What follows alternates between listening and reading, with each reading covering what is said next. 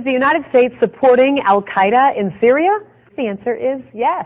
Fact number one, there is no question that Al-Qaeda fighters are part of the opposition forces attempting to overthrow Syria's government. Fact number two, the creation of Al-Qaeda wasn't Islamic fundamentalism.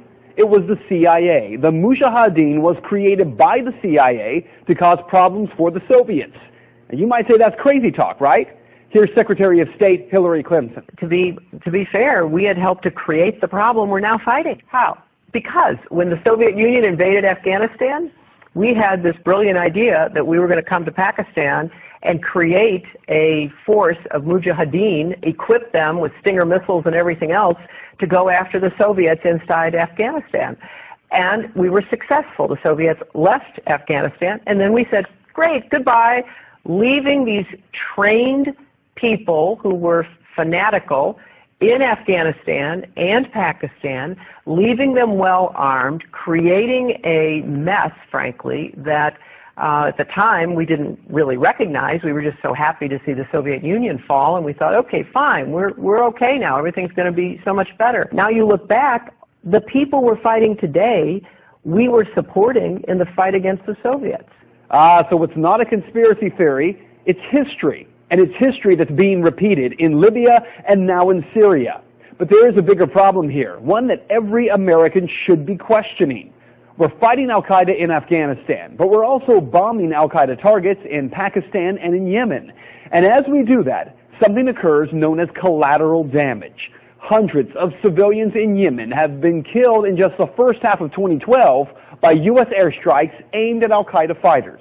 We also have a history of kind of moving in and out of Pakistan. I mean, let's remember here, the people we are fighting today, we funded 20 years ago. And we did it because we were locked in this struggle with the Soviet Union. They invaded Afghanistan, and we did not want to see them control Central Asia. And we went to work. And it was President Reagan in partnership with the Congress, led by Democrats, who said, you know what, sounds like a pretty good idea.